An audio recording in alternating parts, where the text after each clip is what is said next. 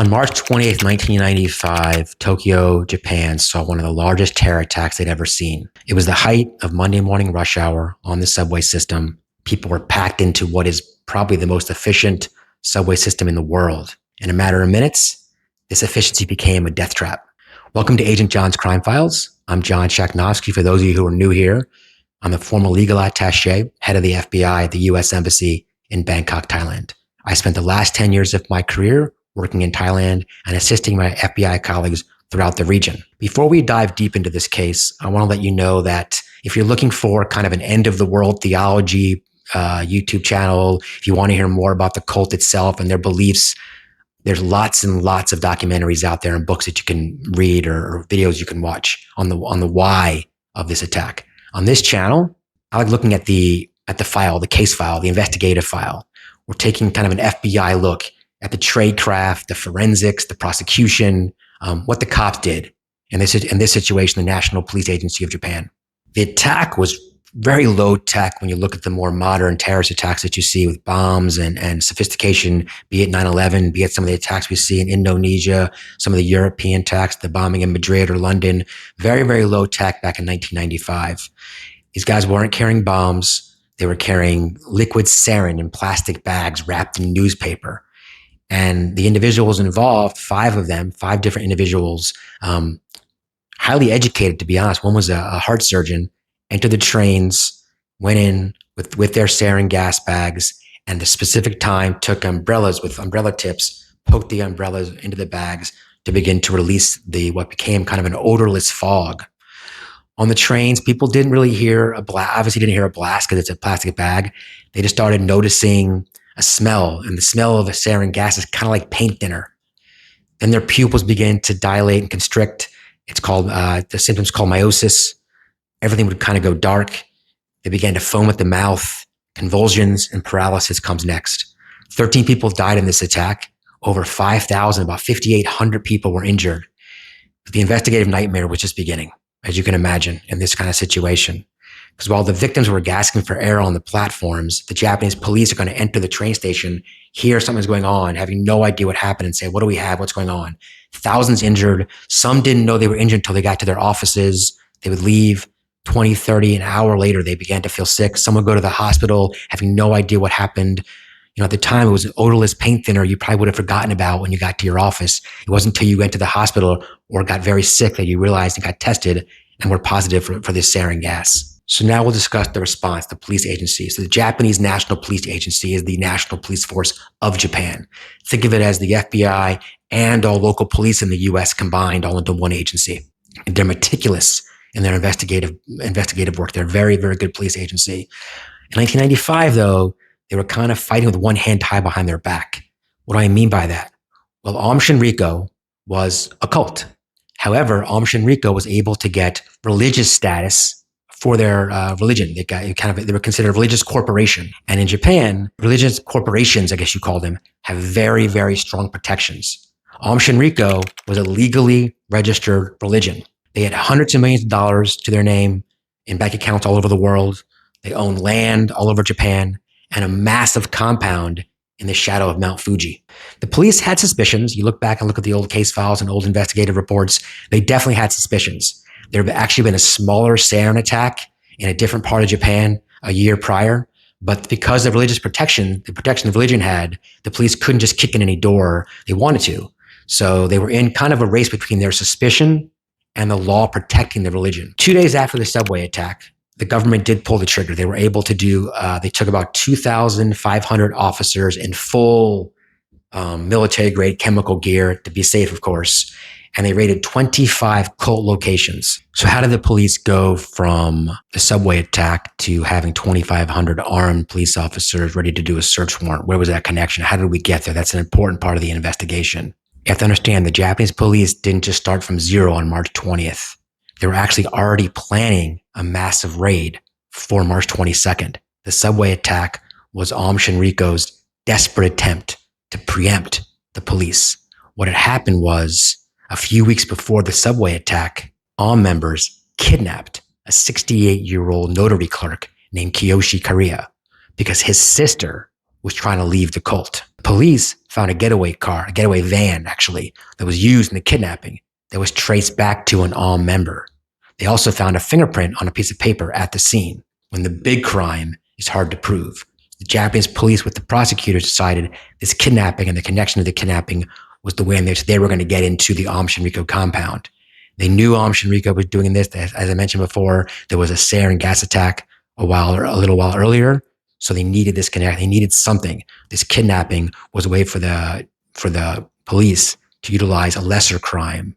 Kidnapping is still a big crime, but a lesser crime to get in the door. So the public prosecutor and the police sat down and figured out a way to utilize this to get into the compound as a prerequisite to get the search warrant. But they couldn't use that in the search warrant. So they were able to use the kidnapping as a justification for the search warrant. That's good inside baseball, I guess you'd call it in the US, but inside information on how these agencies work together. The same issues we have in the US, they also had in Japan at this time as well. Everyone has the same problem. Intelligence agencies have certain requirements.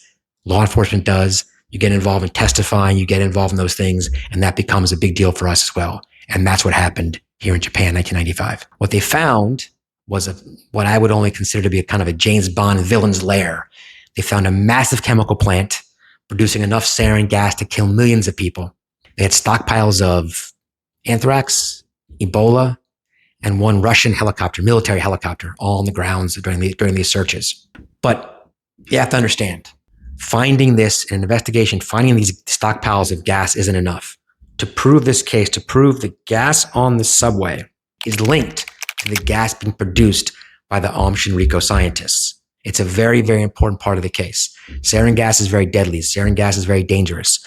But in a court of law, you must prove that this sarin gas you found was the same chemical makeup sarin gas as found on the subway cars and in the blood of the victims. So the National Research Institute of Police Science, kind of the police's lab, similar to the FBI lab, their job now was to develop a new chemical fingerprinting technique on the fly. What we do know is that sarin leaves hydrolysis products, kind of like a chemical footprint. So they had to match the impurities in the victim's blood to the specific batch of chemicals found at the plant. But here's where it gets even more complicated. In 1995, the Japanese National Police Agency had a difficult relationship with the Public Security Intelligence Agency. The best example I can give you is FBI and CIA. Everyone knows when 9/11 happened, one of the big discussions throughout the country and through Congress and through investigations was the FBI and the CIA weren't talking. And to be honest, 9/11 did a great job. I was working for the FBI during 9/11, and I saw firsthand the wall coming down. And by the time I got stationed in Thailand, the CIA-FBI relationship was great. We worked much, much better together. In 95, the Japanese police and Japanese CIA, which I said is the Public Security Intelligence Agency, had the same issue. They were two very separate worlds, and the intelligence side knew about Aum Shinrikyo and their trips to Russia to buy weapons and other things that they had been doing. The cops on the criminal side didn't have access to all the intel they needed. The prime minister, after the Aum Shinrikyo attack, the prime minister forced the two to work together, which is the reason why this investigation was able to move forward so quickly. So once the arrests were made, the ball then moves to the court of the public prosecutor in Japan. The relationship between the police and the prosecutor in Japan is very tight, very close. In fact, later on in the final stages of investigations, the prosecutor actually directs some of the police movement and what they need for their prosecution. This was really a first of its kind case in Japan. The more I've talked to people about the case, building up my story for today. How do you convict a messiah, this Asahara gentleman who really didn't ever touch the umbrellas, didn't touch the sarin gas? How do you prove in court that he's responsible? So the prosecutors do what a lot of police agencies do. They use a kind of a top-down strategy. They were able to flip the scientists. They brought the scientists in, told them that if they cooperated, they will get some type of benefit in court, and they need to assist the police in this situation and the prosecutor. So they were able to get multiple scientists, multiple leaders involved in Aum Shinrikyo who were part of the attack to give information, mostly circumstantial, but they were able to build a circumstantial bridge proving that every beaker, every grain of chemical was authorized by Shoko Asahara himself. The trials were a marathon. It took a very, very long time. It took years, but the result was definitive. 13 members, including Asahara, were sentenced to death. They were all executed in July of 2018 by hanging. So what was the FBI involvement in the Aum Shinrikyo case? Well, number one, the Japanese were able to track lots of money from Aum Shinrikyo to the US. They were utilizing some bank accounts. So the FBI was able to assist the Japanese National Police in tracking down some of the funds, some of the financing dollars. Number two, the FBI lab in Quantico, which is probably one of the best, if not the best forensic lab in the world, was able to assist Japanese police in part of their forensic investigation to compare the chemical signatures of the sarin gas at the property during the search warrant and the individuals, the blood taken from the individuals. The FBI was of assistance in that as well. In all honesty, the more I've spoken to people about this case did change the FBI. The FBI had legal attaché offices overseas, obviously for a very long time. Even in 95, we were in multiple countries. But this changed the FBI because we were really overseas. The FBI was very reactive. We realized that a cult member in the mountains, a cult in the mountains of Japan could have a direct impact on the safety of New York or DC. There's money being transferred. Multiple investigations into Aum Shinrikyo had connections to the US. So it's the reason why I believe the FBI legal attaché program is so robust today. I mean, the Tokyo subway attack was an absolute tragedy. It really redefined modern policing. It woke up the national police force of Japan to a lot of things they hadn't seen before. It showed us that this invisible fog, this gas, is one of the hardest things to fight. But through meticulous forensics, international cooperation, even the most secretive organizations can be dismantled. Remember, they had this religious protection. They had it for a reason. They fought for it and got it. And like I said, there was a sarin gas attack even before this, and that still wasn't enough to take down this group. So it takes persistence. You keep fighting. You keep working with your international partners. And at the end, the good guys win, usually, hopefully. But a lot of things that I saw when I was doing some research, all about the cult and what the cult did. You know, when the sarin gas attack went off, I want people to know, what are the police going to do? There is no, well, they're a terrible cult. They're terrible people. Let's put them in jail. No matter what, no matter how bad somebody is, no matter how bad a cult is, no matter how bad it looks, the police still have to do the work, the forensics, the prosecution, the interviewing, the flipping of the witnesses. All those things happen.